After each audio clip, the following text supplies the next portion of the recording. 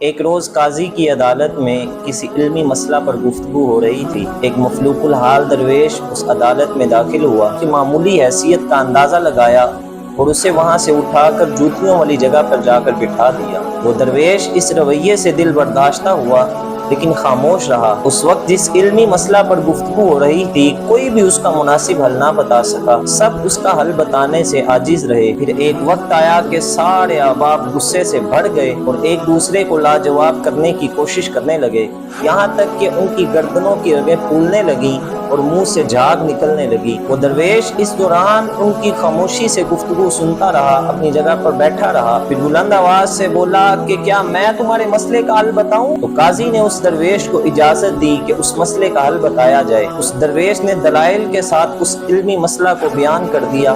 جب اس نے بیان کیا تو سارے احباب اس کو حیرانی کے ساتھ دیکھ رہے تھے۔ حاضرین محفل نے جب اس کی علمی قابلیت کو دیکھا تو انہوں نے اندازہ لگا لیا کہ یہ کوئی عام بندہ نہیں ہے، یہ مفلوق الحال درویش کوئی بہت بڑا عالم ہے۔ قاضی اپنی جگہ سے اٹھا اور اپنی دستار اتار کر اسے دینے لگا اور کہنے لگا کہ اس دستار کے اصل حقدار آپ ہیں۔ درویش نے قاضی سے اس دستار کو لینے سے منع کر دیا اور کہا کہ یہ جو غرور و تکبر کی نشانی ہے اسے میں اپنے سر پر نہیں رکھنا چاہتا۔ یاد رکھیے گا کہ انسان کا رتبہ بہتر لباس نہیں بلکہ اس کا بہتر علم بتاتا ہے، اور کوئی شخص صرف سر بڑا ہونے کی وجہ سے علم میں بڑا نہیں ہو جاتا۔ اگر سر کو دیکھا جائے تو سبزیوں میں کدو کا سر سب سے زیادہ بڑا ہوتا ہے۔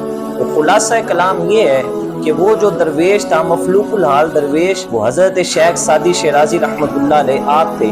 آپ نے اپنے اس واقعہ کو حکایت بنا کر اپنی کتاب میں ذکر فرمایا ہے، اور یہ ساری چیزوں کا خلاصہ یہ ہے کہ عالم کا بیٹا عالم نہیں ہو سکتا اور سردار کا بیٹا سردار نہیں ہو سکتا۔ اللہ رب العزت ہمیں عمل کی توفیق عطا فرمائے۔